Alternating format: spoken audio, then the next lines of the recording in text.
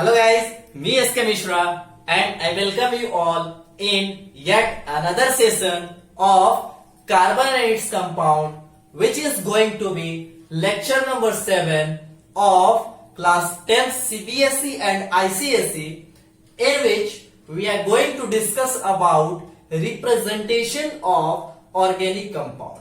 ठीक है, representation, how do we represent an organic compound. कोई भी organic compound हमारे पास दिया हुआ है तो हमें उसे कैसे रिप्रेजेंट करना है, ठीक है, कैसे दिखाना है. जैसे होता है कि हम कोई प्रोजेक्ट बनाए, हमें स्कूल से कोई असाइनमेंट मिला, प्रोजेक्ट बनाना है, तो हम क्या करते हैं, उसको बहुत अच्छे तरीके से प्रेजेंट करने की कोशिश करते हैं. ठीक है, सो यहां पर हम वही देखेंगे कि अगर हमें कोई कंपाउंड दे दिया, कोई ऑर्गेनिक कंपाउंड दे दिया, कोई हाइड्रोकार्बन दे दिया और हमसे बोलता है कि उससे रिप्रेजेंट करो, सो हम कैसे रिप्रेजेंट करेंगे, आज के लेक्चर में हम उसका फील लेने वाले हैं. इसके बाद आपको कहीं कोई दिक्कत नहीं होगा. रिप्रेजेंटेशन ऑफ ऑर्गेनिक कंपाउंड, ठीक है. So this is our lecture number 7 और यहां पर आने से पहले आपको हाइड्रोकार्बन का कॉन्सेप्ट क्लियर होना चाहिए, अल्केन, अल्कीन, अल्काइन का कॉन्सेप्ट क्लियर होना चाहिए. उसके लिए आपको प्रीवियस लेक्चर्स देखने होंगे, जो कि हमारे डिस्क्रिप्शन में, इस वीडियो के डिस्क्रिप्शन में मैं सारे वीडियोस का लेक्चर 1, लेक्चर 2 करके सारे का लिंक दे दूंगा. आप वहां से सारे वीडियोस को एक्सेस कीजिए और वो पढ़ लीजिए, उसके बाद ही यहां पर आइए. ठीक है, सो आज का लेक्चर स्टार्ट करते हैं. हेडिंग दीजिएगा सबसे पहला, रिप्रेजेंटेशन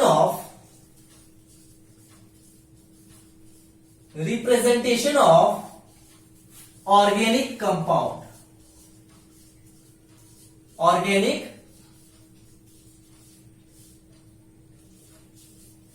कंपाउंड, ऑर्गेनिक कंपाउंड को रिप्रेजेंट कैसे करना.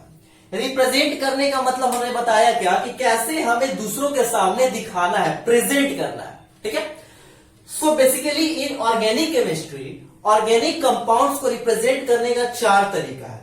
क्या है? 4 तरीका. एक तो क्या होता है कि कई बार जैसे हमें कोई बोले वाटर लिख के दिखाओ, वाटर एक कंपाउंड है, हम उसे नहीं जानते, तो हम एक बार क्या करते हैं, इस तरीके से लिख देते हैं वाटर.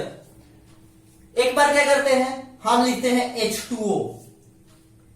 ठीक है, सो इस तरीके से हम लोग क्या करते हैं, एक ही चीज को अलग अलग तरीके से लिख करके दिखा रहे हैं, मतलब उसका नामकरण है ना, नेमिंग करते हैं. अभी आगे देखेंगे, ठीक है, आगे हम लोग को नोमेनक्लेचर के बारे में बात करना है. बट इस तरीके से हम क्या बोलते हैं कि एक ही चीज को अलग अलग फॉर्म में कैसे दिखा रहे हैं. सेम उसी तरीके से अगर आपको कोई ऑर्गेनिक कंपाउंड दिया हुआ है, हाइड्रोकार्बन दिया हुआ है, और आपको अगर बोला जाए कि आप इसे रिप्रेजेंट करो, अलग अलग फॉर्म में रिप्रेजेंट करो, इसका स्ट्रक्चर बनाओ, इसका फॉर्मूला लिखो, है ना, सो हम कैसे रिप्रेजेंट करते हैं, उसका आपके ऑर्गेनिक केमिस्ट्री में 4 तरीका है. एक एक करके देखते हैं. सबसे फर्स्ट जो आएगा, that is molecular formula. First one is molecular formula. हम किसी भी कंपाउंड को क्या कर सकते हैं, उसके मॉलिक्यूलर फॉर्मूला से रिप्रेजेंट कर सकते हैं. फॉर एग्जांपल हम एक यहां पे लेते हैं C4H10. C4H10 एक कंपाउंड है. देखिए यहां पे कार्बन है, 4 कार्बन और 10 हाइड्रोजन, मतलब ये कार्बन और हाइड्रोजन से मिल करके बनने वाला है कंपाउंड. क्या है? हाइड्रोकार्बन. इससे और क्या पता चल रहा है, देखिए कार्बन कितना है, 4 और हाइड्रोजन कितना है, 10. ये फॉर्मूला आपको अगर याद हो, CnH2n प्लस 2. ये n का वैल्यू जो होता है कार्बन के साथ जो लगा होता है, तो यहां पे देखिए n के जगह पे क्या लिखा हुआ है, 4, 2n. 2n इसका मतलब 4 2 8 प्लस 2 10. ये 10 है, तो इसका मतलब ये C4H10 क्या है, अल्केन है. क्या है? अल्केन है. और हम इसका नेमिंग कैसे बताए थे, कार्बन 1 इसका मतलब मिथ, कार्बन 2 एथ, प्रोप, और कार्बन 4 इसका मतलब ब्यूट. तो ये क्या हो जाएगा, पहला तो ब्यूट, और चूंकि ये किसके प्रजाति का है, यहां पे बोले ये किसका फॉर्मूला है, सो अल्केन का. किसका?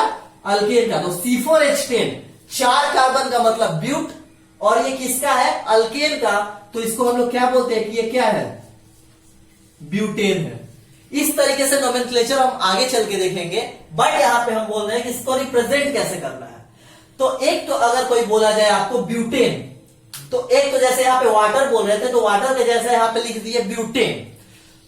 अब दूसरा वो तो नाम हो गया, कोई बोला कि ब्यूटेन को तुम रिप्रेजेंट करो, तो कैसे करेंगे? तो सबसे पहला मॉलिक्यूलर फॉर्मूला से रिप्रेजेंट करेंगे। ये रहा उसका मॉलिक्यूलर फॉर्मूला। दैट मीन्स कि ब्यूटेन को रिप्रेजेंट करने का सबसे पहला तरीका क्या हो गया? Molecular formula. यहां पर इसको नोट कर लीजिएगा, C4H10। ठीक है, अब आते हैं सेकेंड वे। अब कोई बोले कि दूसरे तरीके से ब्यूटेन को रिप्रेजेंट करो, तो कैसे करेंगे?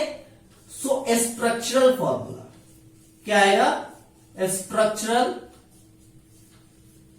Formula. Second way through which we can represent butane और any given organic compound is structural formula. Structural formula मतलब इसका स्ट्रक्चर बनाओ। क्या बनाओ? इसका स्ट्रक्चर।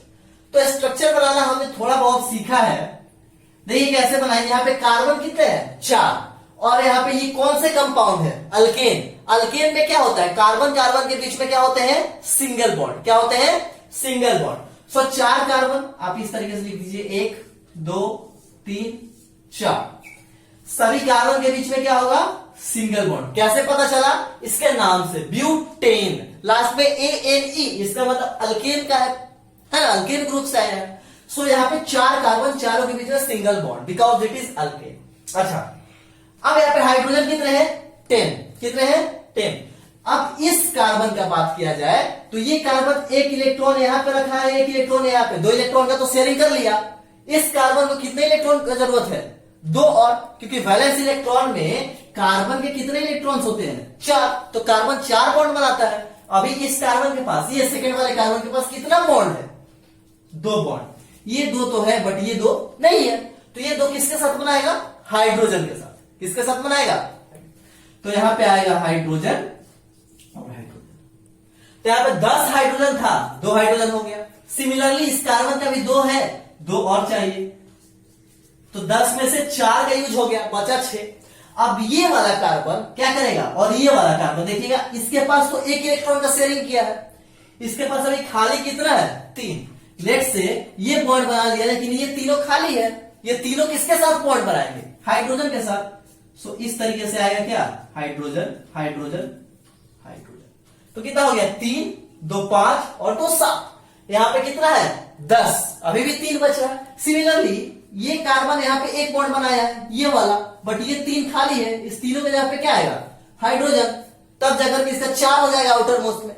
सो यहां पे बात करें तो 1 2 3। इस तरीके से हम क्या बना दिए? इसका स्ट्रक्चर। ये ब्यूटेन का यहां पे लिखे क्या? Molecular formula. आपने क्लास 9 में पढ़े होंगे मॉलिक्यूलर फॉर्मूला, एम्पेरिकल फॉर्मूला। सो यहां पर हम ब्यूटेन का मॉलिक्यूलर फॉर्मूला लिखे, इसका स्ट्रक्चर बना दिए। सो एक ही कंपाउंड को, ब्यूटेन को रिप्रेजेंट किए 2 तरीके से। ठीक है, अब आते हैं third one is that is condensed formula. That is condensed formula. देखिए नाम से पकड़िए, मॉलिक्यूलर फॉर्मूला मतलब मॉलिक्यूल्स के टर्म में लिखो। मॉलिक्यूल्स का मतलब कॉम्बिनेशन ऑफ एटम्स। यहां पे carbon 4, number of atoms when combined it is called molecule. तो 4 कार्बन है, इसका मतलब वो एक मॉलिक्यूल है कार्बन का। 10 हाइड्रोजन है, इसका मतलब हाइड्रोजन का मॉलिक्यूल है ना। तो इसके नाम से पकड़िए मॉलिक्यूलर फॉर्मूला, मतलब मॉलिक्यूल से टर्म्स में लिखे। स्ट्रक्चरल फॉर्मूला मतलब कुछ स्ट्रक्चर बनाओ, कुछ स्ट्रक्चर तो बनाओ, है ना। जैसे हम डायमंड का बनाए थे, ग्रेफाइट का स्ट्रक्चर बनाए थे, C60 का बोले थे फुटबॉल के जैसा स्ट्रक्चर, तो इसका भी कुछ स्ट्रक्चर बनाओ। फिर लीजिए कैसे, स्ट्रक्चर का मतलब कुछ स्ट्रक्चर बनाना है, तो ये हो गया। अब आया कंडेंस्ड। कंडेंस्ड का मतलब क्या होता है, जिसे बोलते हैं ना कंडेंसेशन। गैस का कंडेंसेशन होता है तो लिक्विड में, मतलब पार्टिकल्स जम जाते हैं, क्या होता है, पास आते हैं। सो कंडेंस का मतलब है ये जैसे इस तरीके से बिखरा पड़ा, हाइड्रोजन ऊपर है, कार्बन इतना दूर में फैला हुआ है, इसको पास में लिख दो, कंडेंस करवा दो, इसको एकदम एक साथ कर दो, उसी को क्या बोलते हैं, कंडेंस्ड हो गया, जम गया, एक इकट्ठा हो गया, है ना। तो कंडेंस फॉर्मूला में कैसे लिखेंगे, देखिए यहां से शुरू करेंगे। एक कार्बन 3 हाइड्रोजन, एक कार्बन इसके साथ कितना हाइड्रोजन, 3 हाइड्रोजन। तो सबसे पहले यहां पे लिख देंगे CH3। अब इसका काम हो गया, सेकेंड का ये एक कार्बन, इसके साथ हाइड्रोजन कितना है? 2 हाइड्रोजन, एक और एक, यहां पे लिख देंगे CH2। ये एक कार्बन, इसके पास 2 हाइड्रोजन, तो फिर से लिख देंगे CH2। फिर ये कार्बन, इसके साथ कितना हाइड्रोजन? 3 हाइड्रोजन, तो लिख देंगे CH3। इसको क्या किया, ये जो फैला हुआ था इस तरीके से, इसको कंडेंस करके एक लाइन में लीनियर फॉर्म में लिख दिए, इसी को हम लोग बोलते हैं कंडेंस्ड फॉर्मूला। ठीक है, सो 3 तरीके से ऐसे। नेक्स्ट आते हैं जिसको हम लोग क्या बोलते हैं? Bond line notation, that is bond line notation. Bond line notation ये खैर आपके सिलेबस का नहीं है, ये क्लास 11th में पढ़ना है, बट थोड़ा सा फील हम बॉन्ड लाइन नोटेशन का भी दे देते हैं। जैसे बोले C4H10, तो इसका अगर बॉन्ड लाइन नोटेशन हम लोग ड्रॉ करें तो इसका बॉन्ड लाइन नोटेशन कुछ इस तरीके का होता है, जेड टाइप का, थोड़ा सा उल्टा कर दीजिए, ऐसे जेड जैसे लिखते हैं ना ऐसे, तो इसी को थोड़ा सा टिल्ट कर दीजिए, थोड़ा सा टिल्ट कीजिए, इसी को बोलते हैं बॉन्ड लाइन नोटेशन। कैसे? देखिए, फील लीजिए इसका भी। फील कैसे ले? तो देखिएगा यहां पर ये अगर कार्बन है, देखिए ये जहां जहां मुड़ रहा है वहां पर कार्बन होता है, यहां पे शुरू हुआ तो यहां एक कार्बन रहेगा, ये यहां पे जो ज्वाइंट हो रहा है, मुड़ रहा है, यहां पे कार्बन होगा, यहां एक कार्बन होगा और एक यहां कार्बन होगा। तो हमें क्या मिल रहा है कि इसके पास कितने पॉइंट्स है, कितने डॉट्स हैं? 4 डॉट्स। इस कंपाउंड में कार्बन कितना है? 4। तो इस सारे एंड पॉइंट को हम लोग बोलते हैं कि कार्बन है। क्या है? कार्बन। अब जो एंड वाला कार्बन होता है उसके पास हाइड्रोजन कितने होते हैं? 3 हाइड्रोजन। सो यहां पर लेट से ये कार्बन रहा तो इसके पास हाइड्रोजन इस तरीके से 3 हाइड्रोजन है। अब यहां पर एक कार्बन अगर है तो ये तो 2 बॉन्ड बना लिया, अब ये कोई कार्बन है, ये 2 बॉन्ड बना लिया, तो इसके पास खाली कितना बचा? 2 ही ना, क्योंकि कार्बन के पास मैक्सिमम कितना बॉन्ड हो सकता है? 4। अब यहां पर अगर 2 हो गया तो बचेगा तो कोई 2, तो यहां भी क्या हुआ? कार्बन का 2 तो बन गया, बचा कितना? 2। तो एक यहां पे लगा दीजिए हाइड्रोजन, एक यहां पे लगा दीजिए हाइड्रोजन। ये कार्बन को चेक कीजिए तो ये कार्बन 2 बन चुका है, बचा कितना? 2। तो यहां पर एक हाइड्रोजन और एक यहां पर लेट से एक हाइड्रोजन। अब यहां पे आइए, ये पॉइंट पे भी एक कार्बन रहेगा, तो ये कार्बन के पास तो एक ही बॉन्ड बनाया है ना, ये एक बॉन्ड बना लिया, अभी बचेगा कितना? 3। तो इसके साथ फिर से 3 लगा दीजिए। मतलब कहने का सेंस है जो एंड पॉइंट्स होते हैं उसके पास 3-3 हाइड्रोजन होते हैं, क्योंकि यहां से एक लाइन आया है और बीच वाले 2 कार्बन यहां पे आए तो दोनों के पास 2 बॉन्ड तो बन गया, बचा 2, तो दोनों जगह पे हाइड्रोजन। ठीक है, so this is bond line notation. और हम इसी तरीके से बहुत सारे कंपाउंड्स का बना सकते हैं। जैसे अगर यहां पे कोई आपको बोल दे कि C5H12 का बनाओ, अगर कोई बोल दे कि C5H12 का बनाओ, तो क्या नहीं बनेगा? सिंपल बनेगा, कार्बन कार्बन कार्बन कार्बन, कितना कार्बन रखेंगे? 5। लास्ट वाले पे 3 होगा, फिर इधर वाले पे 3 होगा, इनिशियली और लास्ट दोनों कार्बन पे 3-3 हाइड्रोजन, बीच में 2-2। तो इस तरीके से बनाएंगे तो क्या बोलेंगे? 1 कार्बन, 2 कार्बन, 3 4 5। अब यहां पर 1 2 3, 1 2 1 2 1 2 1 2 3, तो 3 हाइड्रोजन हुआ, 1 2 3, फिर ये हाइड्रोजन, फिर ये हाइड्रोजन, फिर ये हाइड्रोजन, फिर ये और ये। तो इस तरीके से क्या देख रहे हैं? 3 2 5 7 2 9 10 11 और 12, तो हाइड्रोजन 12 हो गया।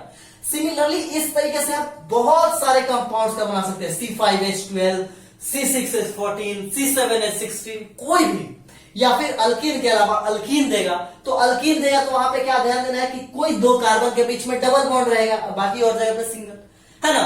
तो अल्कीन दे दिया तो वहां पे ध्यान देना है कि डबल बॉन्ड रहेगा, अल्काइन दे दिया तो वहां पे ध्यान देना है ट्रिपल बॉन्ड रहेगा। बट प्रोसेस यही है कि कोई भी ऑर्गेनिक कंपाउंड हो, चाहे अल्केन हो, अल्कीन हो, अल्काइन हो, उसको रिप्रेजेंट करने का 4 तरीका: molecular formula, structural formula, condense formula and bond line notation. So I hope कि आपको यहां तक क्लियर हो, आप इसे नोट कीजिए। इसके आगे हम देखेंगे nomenclature of organic compound. So please note it down. अब हम देख रहे हैं क्या? नोमेनक्लेचर। क्या? नोमेनक्लेचर।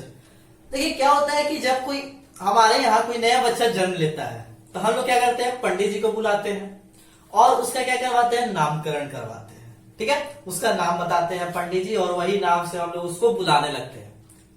ठीक है, कोई कुंडली बनता है, उसका नाम ये है गोलू मोलू भोलू जो भी हो, तो उस तरीके से क्या किया जाता है, ऑर्गेनिक कंपाउंड्स का भी नामांकन किया गया, नेमिंग किया गया।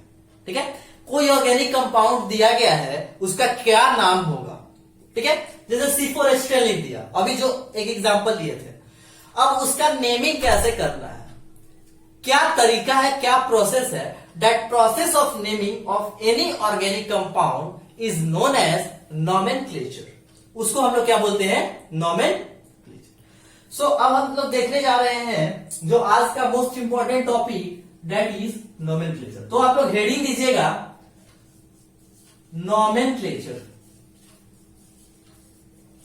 Nomenclature of organic compound, nomenclature of organic compound.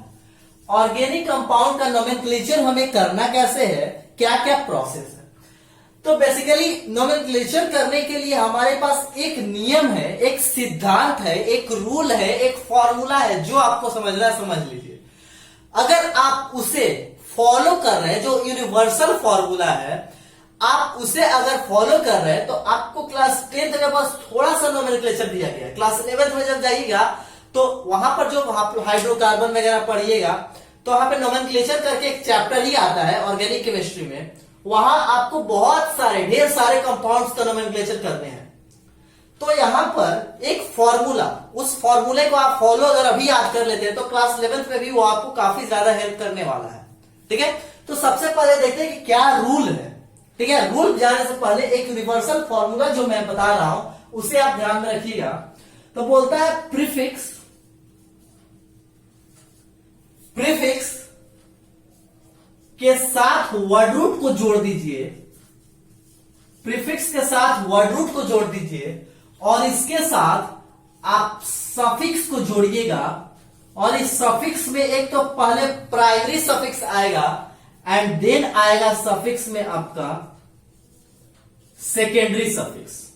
That means कि क्या, ये रूल को अगर आप फॉलो करते हैं तो आपको नोमेनक्लेचर में ना अभी दिक्कत होगा, ना क्लास 11th में दिक्कत होगा। बस आपको इतना ध्यान देना है, prefix plus word root plus primary suffix plus secondary suffix, that's it. आप हिंदी ग्रामर में पढ़ते होंगे, व्याकरण में क्या पढ़ते होंगे, मूल शब्द, उपसर्ग और प्रत्यय पढ़े होंगे। तो ये word root is nothing but your मूल शब्द, है ना, जो आप मूल शब्द पढ़ते आ रहे हैं वही है मूल शब्द, word root. And here we have prefix. Prefix का मतलब शब्द से, मूल शब्द से पहले लगा है, दैट इज उपसर्ग जिसको आप बोलते हैं, और सफिक्स बाद में लगा है। ठीक है, तो उसी को, इस पूरे रूल को फॉलो करके हम किसी भी ऑर्गेनिक कंपाउंड का नाम बता सकते हैं, उसका नेमिंग कर सकते हैं, और उस नेमिंग करने के तरीका को ही हम लोग बोलते हैं नॉमेनक्लेचर। क्या बोलते हैं, नॉमेनक्लेचर। सो आइए हम लोग स्टार्ट करते हैं वर्ड रूट से। वर्ड रूट से स्टार्ट करेंगे, उससे पहले आप कुछ नियम है यहां पर, आप उसे फॉलो कीजिएगा, then you can easily write the nomenclature of any organic compound. So सबसे पहले आप कुछ रूल्स लिखिए, रूल्स का एप्लीकेशन मैं धीरे धीरे आपको बताऊंगा। तो सबसे पहले रूल्स लिखिएगा, रूल्स। तो यहां पर आएगा रूल्स ऑफ नोमेनक्लेचर में सबसे पहला, सिलेक्ट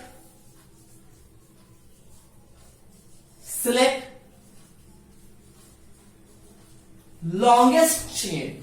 क्या करना है, लॉन्गेस्ट चेन को सिलेक्ट करना। देखिए कोई इस तरीके से कंपाउंड दिया हुआ है, 1 2 3 4 5 6, इस तरीके से। ये जो 1 2 3 4 5 6 अभी थोड़ी देर पहले आपको बताए थे कि कहीं से भी जो ये बेंडिंग हो रहा है, तो ये एंड पॉइंट्स पे क्या लाई करते हैं, कार्बन। क्या लाई करते हैं, कार्बन। अभी एग्जांपल करवाया था मैंने। तो यहां पर एक कार्बन है, दूसरा कार्बन, तीसरा कार्बन, चौथा कार्बन, पांचवा और छठा कार्बन। ये जो 1 2 3 4 5 6 मैंने दिया, ये क्या दिया है, सारे कार्बन का नंबरिंग किया है। सारे कार्बन का हमने क्या किया है, नंबरिंग।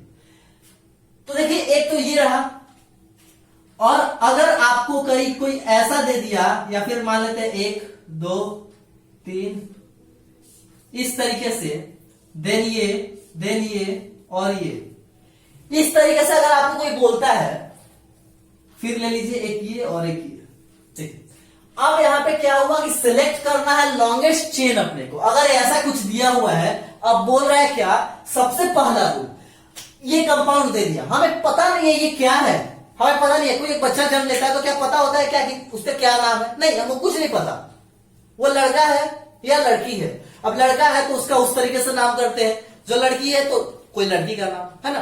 तो यहाँ पे हमें इस कंपाउंड को दिया गया है, स्ट्रक्चर ऐसा कुछ ड्रॉ कर दिया गया, हमें पता ही नहीं है कि इसका नेम क्या है, बट हमें इसका नेमिंग तो करना है। तो सबसे पहला रूल कहता है कि सिलेक्ट लॉन्गेस्ट चेन। ये जो बन रहा है इसको बोलते हैं चेन। क्या बोलते हैं? चेन। तो अब ये कंपाउंड में हमें क्या करना है? चेन को सिलेक्ट करना है। अच्छा देखिए, तो यहां पर अगर हम लोग करते हैं तो एक कार्बन, 2 3 4 5 6, इस तरीके से हुआ। मतलब ये कितना कार्बन हुआ? 6। यहां से शुरू करेंगे यहां तक। अच्छा अगर यहां पे करते हैं तो 1 2 3 4 5, अब इधर भी जाएंगे तो 6, इधर भी जाएंगे तो 6, मतलब ये दोनों तो एक ही साइज का है, 6 कार्बन को कंटेन कर रहा है। अच्छा 1 2 3 4 5 6 7, अरे भाई साहब ये क्या हुआ? देखिए 1 2 3 4 5 6 7, इस वाले चेन को अगर हम लोग फॉलो कर रहे हैं तो कितने कार्बन आए? 7। इस वाले चेन को कवर कर रहे थे तो कितने आ रहे थे? 6। यहां से हम लोग ऊपर जा रहे थे तो कितने आ रहे थे? 6। मतलब 6 और 6 वाला, और यहां पे कितना आ गया? 7। दैट मीन्स कि हमें क्या करना है? लॉन्गेस्ट चेन को सिलेक्ट करना है। तो यहां पे नेमिंग कीजिएगा 1 1 2 3 4 5 6 7, ये रहा। तो इस तरीके से आपको ऐसे ड्रॉ करने हैं,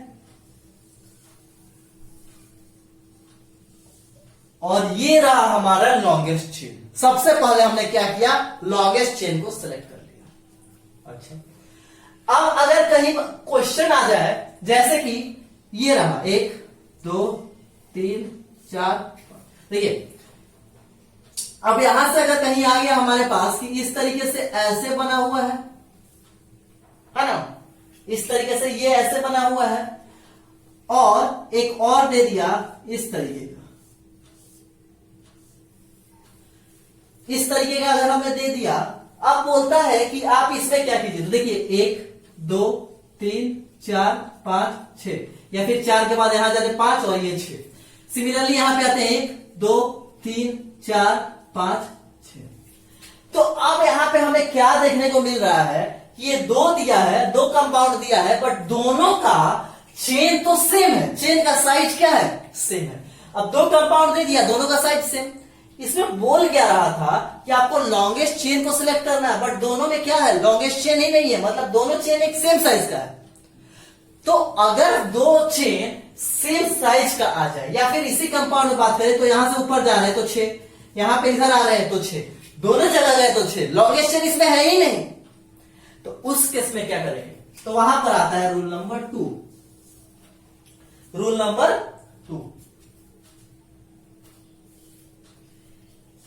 इफ लेंथ ऑफ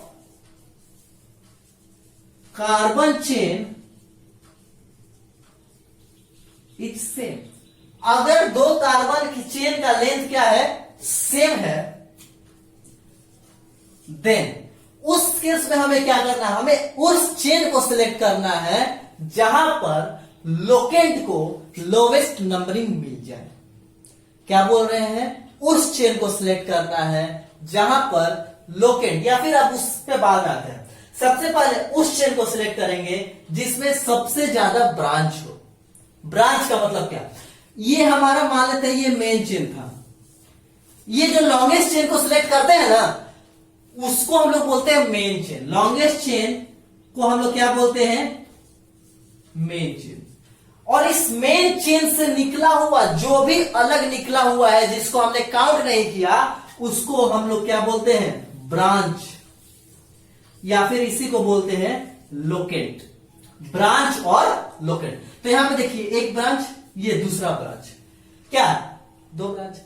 तो यहां पर हम लोग क्या कहेंगे कि ये 2 कंपाउंड दिया हुआ है, दोनों का नंबरिंग सेम है।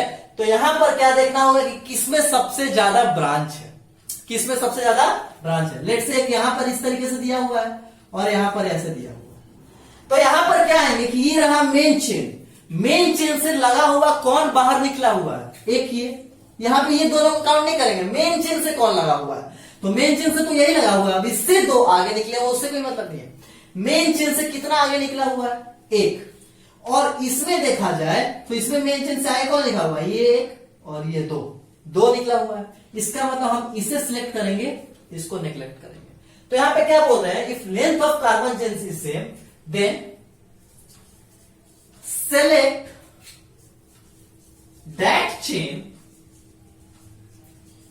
having maximum number of branched chain और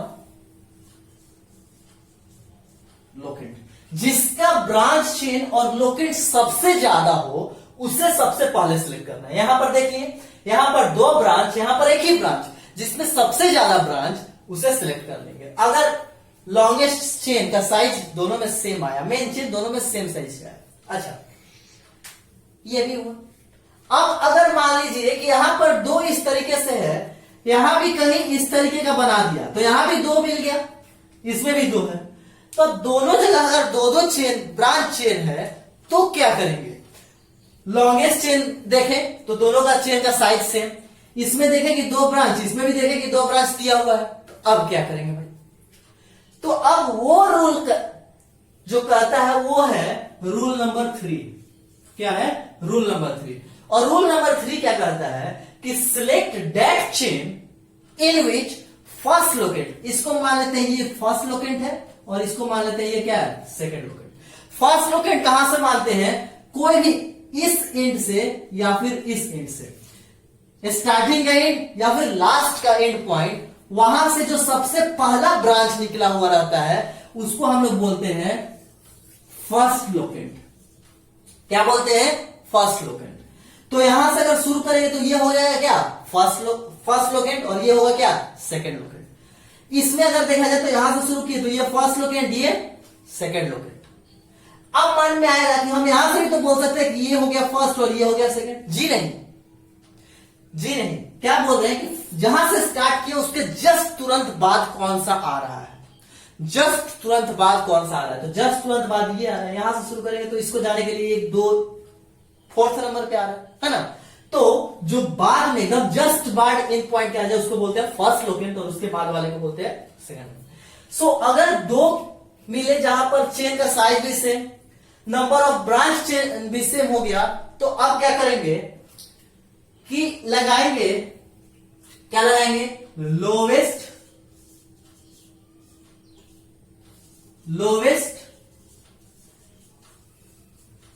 लोकेंट रूल।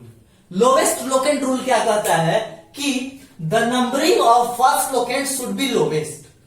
वो उसको सिलेक्ट करो, उस चेन को सिलेक्ट करो जहां पर लोकेंट को सबसे पहले सबसे छोटा नंबरिंग मिल रहा है। तो अगर हम लोग बात करें कि यहां से 4, इसके बाद 5 और इसके बाद इधर 6 है, तो कौन सा, इधर वाला चेन को सिलेक्ट करें या फिर इस वाले को सिलेक्ट करें। तो वहां पर क्वेश्चन आएगा कि अब यहां पर नेमिंग करके देखो, तो नेमिंग इस पर इधर से स्टार्ट करते हैं, 1 2 3 4 5 6।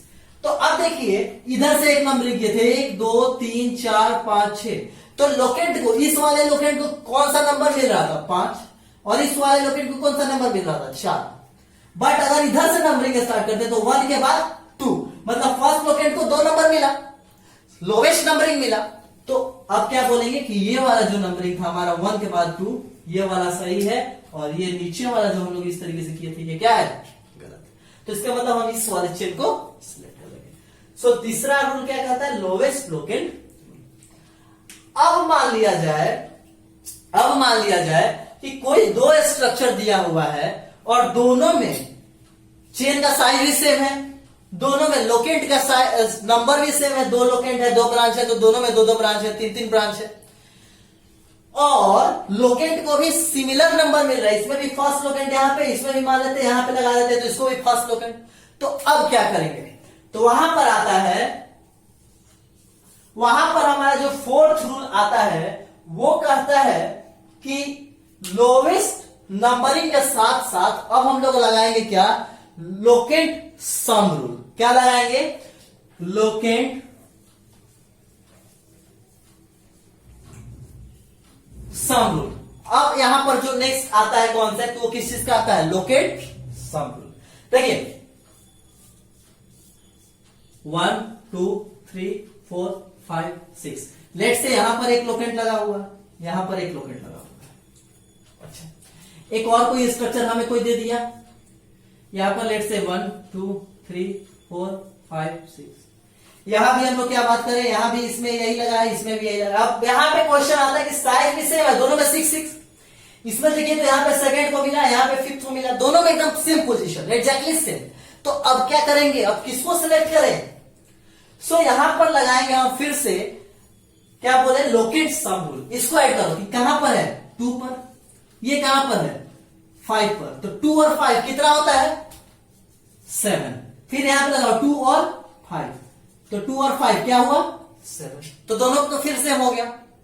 अगर ऐसा होता कि ये लोकेट 5 के जगह पर मान लेते हैं 3 पे लगा हुआ, एक में है 2 पे और 5 पे, दूसरे में है 2 पे और 3 पे, तो फर्स्ट लोकेंट तो यहां 2 पे मिला, इसमें भी फर्स्ट लोकेंट 2 पे, तो लोएस्ट लोकेंट रूल फेल हुआ। अब यहां पे दोनों को ऐड करो, यहां पे 2 पे है और 5 पे, तो 2 5 कितना होगा 7, बट यहां पर क्या देख रहे हैं 2 पे है और 3 पे है, तो 2 + 3 कितना हो जाएगा 5, तो यहां पर आया 7, यहां पर आया 5, दोनों लोकेंट को ऐड किए तो कितना आया 5 और 7, तो लोएस्ट नंबर कौन सा है 5। दोनों लोकेंट के पोजीशन को ऐड किए तो लोएस्ट कहां आया, इस वाले में, तो इस वाले को सिलेक्ट करेंगे, इस वाले को नेग्लेक्ट करेंगे। क्या समझ में आया, लोकेंट सम रूल लगाइए, दोनों लोकेंट के पोजीशन को ऐड कीजिए, या फिर 3 लोकेंट है तो तीनों लोकेंट के पोजीशन को ऐड कीजिए और देखिए कि दोनों में सम कौन सा छोटा है, जो छोटा है उसको लगा दीजिए। बात समझ में आया। नेक्स्ट आते हैं, हम मान लेते हैं कि ये वाला जो केस हम लोगों को मिला था कि दोनों जगह पे 7 और 7 आ गया, ये वाला यहाँ पे 3 पे नहीं है 5 पे है, तो 2 5 7 2 5 7, दोनों 7 पे है। तो अब क्या करें भाई, तो अब हमें जो आता है वो आता है अल्फाबेट रूल।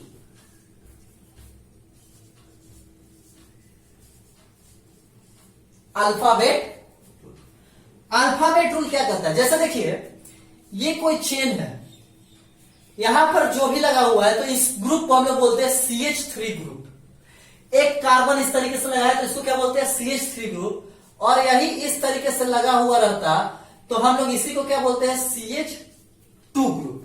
CH3 क्यों, क्योंकि इस कार्बन का, एक कार्बन के आउटर मोस्ट शेल में कितने इलेक्ट्रॉन होते हैं 4 इलेक्ट्रॉन, तो ये शेयरिंग करेगा तो 4 बॉन्ड बनाएगा।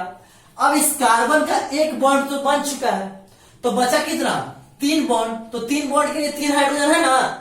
अच्छा, अब ये कार्बन है तो इसको भी चाहिए कितना 4 बॉन्ड बनाना है, तो 4 बॉन्ड बनाने के लिए तो यहां पर 2 बॉन्ड बना लिया, एक बॉन्ड और ये 2 बॉन्ड, बाकी 2 बॉन्ड बनाने के लिए कितना हाइड्रोजन है 2 हाइड्रोजन, कितना है 2 हाइड्रोजन। तो जहां पर एक बॉन्ड बस कार्बन बनाया है और 3 बॉन्ड इसका खाली है तो उसको हम लोग बोलते हैं मिथाइल। क्या बोलते हैं मिथाइल। और जहां 2 बॉन्ड बन चुका है उसको हम लोग बोलते हैं इथाइल।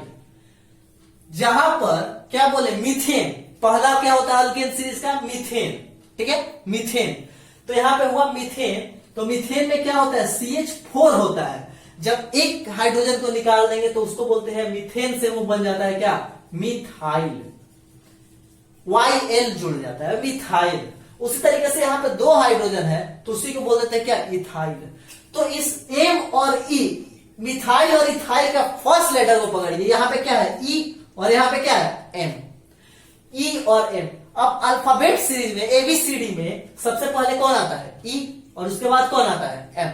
तो यहां पर जो है अल्फाबेट रूल वो क्या कहता है कि अगर मान लीजिए कि लोकेंट का सम भी सेम आ गया तो अब लगाएंगे अल्फाबेट रूल, इथाइल है या फिर मिथाइल है, इथाइल है या फिर मिथाइल है। अगर कहीं लिखा हुआ है मिथाइल इसका मतलब उसको लेंगे और मिथाइल वाले को छोड़ देंगे। पसंद है। इस तरीके से हम लोग क्या करते हैं नोमेनक्लेचर। नोमेनक्लेचर का नियम बस इतना ही है कि select longest chain, length of carbon chain अगर सेम है तो क्या करना है, उस चेन को सिलेक्ट कीजिए जहां maximum number of branch chain है। अब अगर ब्रांच चेन भी सेम है, साइज भी सेम है, तो लोएस्ट लोकेंट रूल, फिर आता है लोकेंट सम रूल, फिर आता है अल्फाबेट रूल। अगर ये सारे नहीं हो रहे तो इससे तो हो ही जाएंगे।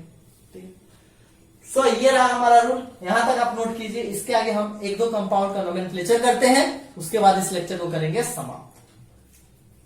ये तो रहे कुछ रूल्स ऑफ नोमेनक्लेचर। अब बात कर लेते हैं हम लोग थोड़ा सा वर्ड रूट की। वर्ड रूट जो नेमिंग में, जैसे कई बार हम क्या होता है कि कोई नया बच्चा जन्म लिया तो उसका नेमिंग जब वो स्टार्टिंग में तो हम लोग ऐसा कुछ नहीं करते, बट जैसे जैसे वो बड़ा होता है तो ऐसा होता है क्या कि जो बचपन में नाम था बड़ा होने के बाद चेंज हो गया। हाँ, कुछ लोगों का होता है कि घर का नाम कुछ और रख दिया था बचपन में, फिर स्कूल गया तो नाम चेंज करवा दिया। बट वैसा बहुत सारा नेमिंग जो कि बचपन से चलता आ रहा है, किसी का जो नाम रख दिया गया वो आगे तक चलता जा रहा है। अब क्या होता है, जब वो एडल्ट होता है, ठीक है, तो उस समय क्या होता है, उसके नाम के साथ कुछ कुछ जुड़ता है। जैसे किसी का नाम है तो मिस्टर या फिर मिसेज डैश और उसके बाद उसका सरनेम, है ना, इस तरीके से जाता है। तो ये मिस्टर को हम लोग कंसीडर करते हैं ऑर्गेनिक केमिस्ट्री में, वहां से रिलेट कीजिए कि ये है प्रीफिक्स। कोई एक नाम है लेट से सोहन, तो इस सोहन को आप लोग समझ लीजिए उसका वर्ड रूट, उसका जो मेन मूल शब्द जो हिंदी व्याकरण में आप पढ़ते थे, मूल शब्द उपसर्ग और प्रत्यय है, तो मेन उसका जो नेम है वो तो सोहन है। मिस्टर और मिसेज से तो कोई फर्क पड़ने वाला नहीं है, वो पहले लगाते हैं। अगर नाम के आगे ऐसा नहीं लगा हुआ इसका मतलब ये नहीं कि उससे कुछ नाम नहीं है ना। तो ये रहा मेन शब्द, और इसके आगे मान लीजिए कुछ लिखा हुआ है शर्मा वर्मा जो भी है, तो ये हो गया क्या उसका सरनेम, तो वो होता है सफिक्स। या फिर यहां पर होता है क्या, कुमार, अगर लड़का है तो, और लड़की है तो कुमारी है। तो ये दो स्पेसिफिक केस हो गए, एक कुमार और एक कुमारी। तो यहां हम जो नोमेनक्लेचर कर रहे हैं ऑर्गेनिक कंपाउंड में, तो हमने क्या बताया, prefix plus word root plus primary suffix और सेकेंडरी सफिक्स। तो यहां पर एक कुमार वाला को मान सकते हैं प्राइमरी सफिक्स और कुमारी को मान लेते हैं सेकेंडरी सफिक्स। ये दो चीज अलग अलग के लिए यूज हो रहा है, कुमार यूज हो रहा है लड़का के लिए और कुमारी यूज हो रहा है लड़की के लिए। यहां जो हम बात करेंगे सफिक्स में, तो प्राइमरी और सेकेंडरी का भी कुछ अलग कहानी है। बट उससे पहले ये मेन जो उसका शब्द है, मूल शब्द, उसका आखिर नाम क्या है, उस पर हम लोग को थोड़ा फोकस करना है, that is methane, sorry word root. तो वर्ड रूट क्या कहता है, वर्ड रूट कहता है कि नाम का मूल जो शब्द है, जो मेन जो वर्ड रूट है, जो रूट वर्ड है, जो मेन शब्द है, जो मेन वर्ड है, वो यही है। इसके आगे आप कुछ भी लगा लो, कार्बन कहां है उसके हिसाब से आप प्रीफिक्स लगा दो, और कौन से ग्रुप्स को ये कंटेन कर रहा है, अल्केन को कंटेन कर रहा है, अल्कीन को कंटेन कर रहा है, अल्काइन को कंटेन कर रहा है, उसके हिसाब से उसका सफिक्स लगा दो, डेट्स इट। तो यहां पर देखिए वर्ड रूट में जो आता है वो आता है सबसे पहला meth, then eth, then prop, फिर but, pent, hex, hept, oct, non, dec. Meth जहां एक कार्बन, कोई एक ऐसा कंपाउंड दिया हुआ है CH4, यहां कार्बन कितने हैं, 1। अगर उस कंपाउंड का नोमेनक्लेचर करने के लिए दिया गया, इसका नाम लिखो और इसमें एक कार्बन है, तो उसको बोलते हैं मिथ। क्या बोलते हैं, मिथ। फिर दो कार्बन, इसका मतलब इथ। ये जो वर्ड रूट है, word root depends upon number of carbon. Number of carbon in compound उस पर डिपेंड करते हैं। तो मिथ एक कार्बन के लिए, फिर दूसरे के लिए इथ, 3 कार्बन है तो प्रॉप, 4 कार्बन अगर उसमें है जैसे कि C4 H10, तो इस कंपाउंड में कार्बन कितने हैं, 4। तो इसका जो नोमेनक्लेचर, इसका जो नेमिंग का मेन वर्ड होगा, जो इसका मेन नाम होगा, वो 4 कार्बन वाला, मतलब 1 2 3 4 ब्यूट। मतलब इसका जो नाम होगा वो ब्यूट से स्टार्ट होगा, ब्यूट से स्टार्ट होगा। मतलब ये हुआ उसका वर्ड रूट, मतलब उसका नाम। अच्छा, तो मिथ, इथ, प्रॉप, ब्यूट, पेंट, उस तरीके से यहां पे आया। एक कार्बन के लिए ये हुआ, फिर बढ़ते बढ़ते बढ़ते 10 के लिए। इसके बाद 11 है, तो देखिए 11 है तो अनडेक, फिर 11 के लिए अनडेक, 10 तक के लिए डेक, फिर अनडेक, डोडेक, ट्राइडेक, टेट्राडेक, पेंटडेक, फिर हेक्सडेक, हेप्टडेक, ऑक्टडेक, नॉनडेक, और उसके बाद जो आएगा दैट इज इकोस,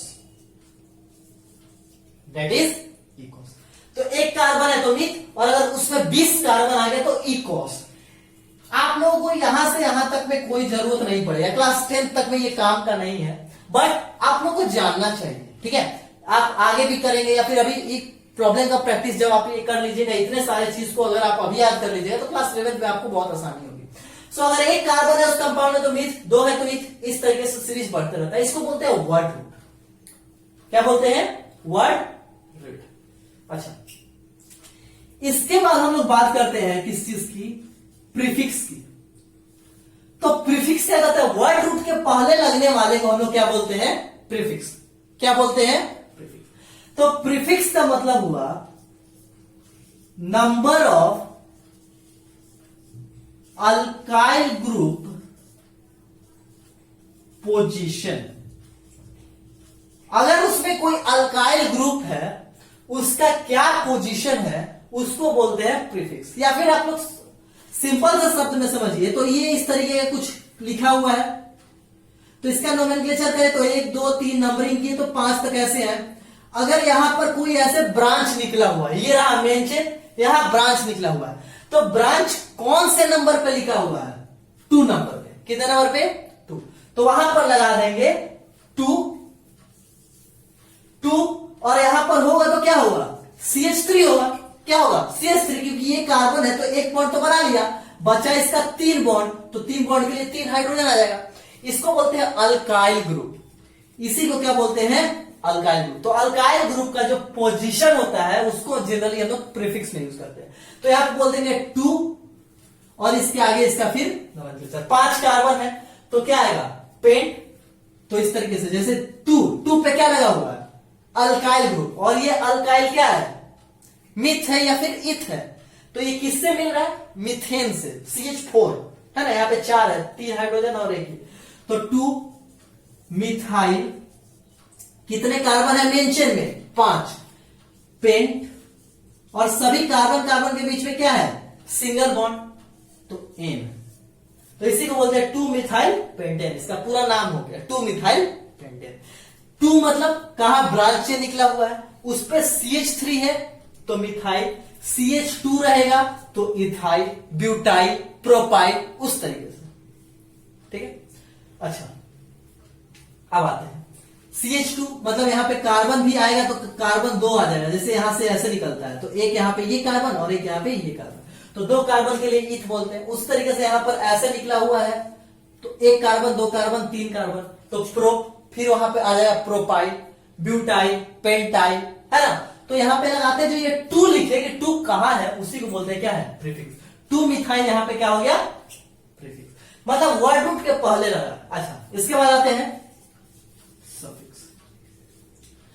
तो सफिक्स का मतलब after word root. After word root जो भी हम लोग नेमिंग में यूज कर रहे हैं, जैसे यहां पर सरनेम जो यूज करते हैं, that is called suffix. Suffix generally इसका हम लोग 2 कैटेगरी बांटते हैं। एक जो होता है वो किसके लिए होता है? हाइड्रोकार्बन के लिए। हाइड्रोकार्बन बोले तो अल्केन, अल्कीन, अल्काइन।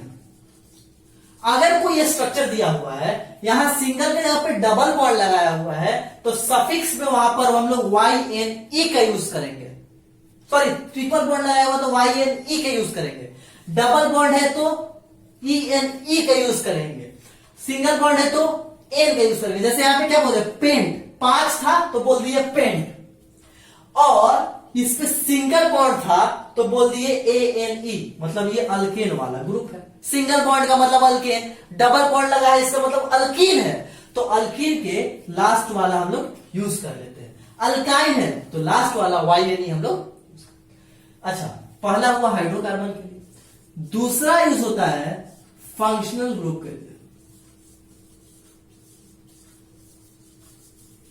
जैसे बताया था कार्बोऑक्सिलिक एसिड, इससे प्रीवियस वाले लेक्चर में हमने बात किया है ये फंक्शनल ग्रुप का, तो यहां पर बोले थे कार्बोऑक्सिलिक एसिड, तो यहां पर क्या बोले थे लास्ट में ओइक एसिड अगर कहीं भी मिल जाए इसका मतलब वो क्या है, कार्बोऑक्सिलिक एसिड है, फंक्शनल ग्रुप है। क्या है, फंक्शनल ग्रुप। तो इसका मतलब वहां पे क्या बोल रहे हैं हम, ओइक। अगर कहीं ओइक लगा हुआ है इसका मतलब कि वो क्या है, फंक्शनल ग्रुप है। तो इस तरीके से हम लोग क्या करते हैं, वर्ड रूट, प्रीफिक्स और सफिक्स लगाते हैं और लगा करके हम लोग क्या बनाते हैं, एक नोमेनक्लेचर तैयार करते हैं। क्या करते हैं, एक नोमेनक्लेचर तैयार। इस तरीके से आप लोग क्या करते हैं, अगर आप बहुत ज्यादा इसी में प्रैक्टिस करते रहते हैं तो आपको इस पे पकड़ बनेगा। ठीक है, क्या होगा, पकड़ बनेगा और आप आसानी से किसी भी कंपाउंड का नोमेनक्लेचर कर पाएंगे। उसके लिए बस रूल बस उतना ही है, क्या, प्रीफिक्स, वर्ड रूट और प्राइमरी सफिक्स और सेकेंडरी सफिक्स। यहां पर ये जो हाइड्रोकार्बन है इसको बोलते हैं प्राइमरी सफिक्स और ये जो है इसको बोलते हैं सेकेंडरी सफिक्स। जो यहां बोल रहे थे लड़का है तो कुमार, लड़की है तो कुमारी, तो इसका मतलब अगर वो हाइड्रोकार्बन है, सिंगल बॉन्ड, डबल बॉन्ड और ट्रिपल बॉन्ड वाला है तो उसके लास्ट में एन, इन और आइन जोड़ देंगे। और अगर वो क्या है, फंक्शनल ग्रुप है तो उसके लास्ट में ओइक एसिड। फिर मान लेते हैं कीटोन फंक्शनल ग्रुप है तो ओ एन ई, ओन लगाएंगे, है ना। तो फंक्शनल ग्रुप के विषय में बात किए हैं। अगर आपने अभी तक नहीं देखा है तो क्या कीजिए, हमारे डिस्क्रिप्शन में जाइए, लेक्चर नंबर 6 वहां पर दिया हुआ होगा, आप वहां से उसको एक्सेस कीजिए। तो यहां पे हम लोग क्या बोल रहे हैं, फंक्शनल ग्रुप में इस तरीके से लगाते हैं। तो इसको बोले प्राइमरी और इसको बोले सेकेंडरी। तो बस नोमेनक्लेचर का एक ही सिद्धांत है, prefix plus word root plus primary suffix plus secondary suffix करते हैं, किसी चीज का हम लोग नोमेनक्लेचर कर पाएंगे। ठीक है, कर पाएंगे। अब देखिए,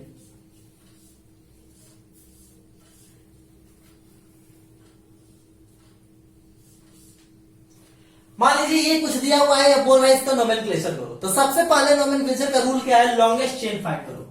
तो यहां पर देखिए, एक कार्बन, दो कार्बन, तीन कार्बन, ये तो नहीं होगा।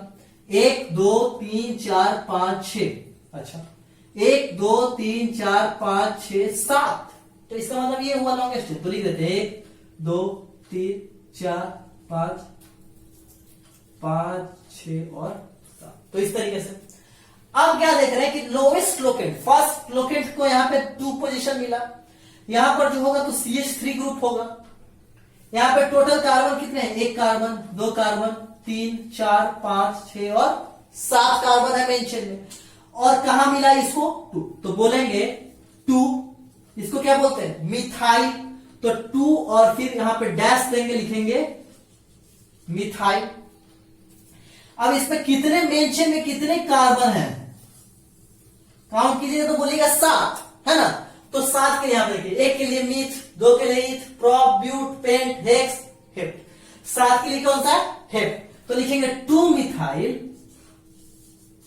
हेप्ट। और ये क्या है, यहां पर क्या लगा हुआ, ये सारे पोजीशन पे क्या लगे हुए हैं, कार्बन। सारे पोजीशन पे क्या बोलते हैं, ये इस तरीके से अगर शुरू हो रहा है तो यहां कार्बन है, यहां कार्बन है, यहां कार्बन है, तो सभी कार्बन। और सभी कार्बन के बीच में क्या सिंगल बॉन्ड है, डबल बॉन्ड है, ट्रिपल बॉन्ड है, क्या है, सिंगल बॉन्ड। तो हेप्ट के साथ हम लोग क्या लगा देंगे, ए एन ई, क्योंकि सिंगल बॉन्ड का मतलब अल्केन और अल्केन का ये लास्ट वाला उठा करके, तो इस पूरे कंपाउंड का नाम हो गया 2 मिथाइल हेप्टेन। कैसे किए, तो सबसे पहले अपना लॉन्गेस्ट चेन फाइंड कीजिए। लॉन्गेस्ट चेन फाइंड करने का हम उतने सारे रूल बताए हैं नोमेनक्लेचर का। उसके बाद इस वाले पोजीशन पे प्रीफिक्स को बैठाइए, प्रीफिक्स को बैठाए 2, तो 2 पोजीशन पे है, कौन सा है, मिथाइल ग्रुप, तो 2 मिथाइल, कितने कार्बन, 7, तो हेप, सभी के बीच में सिंगल बॉन्ड, तो ए।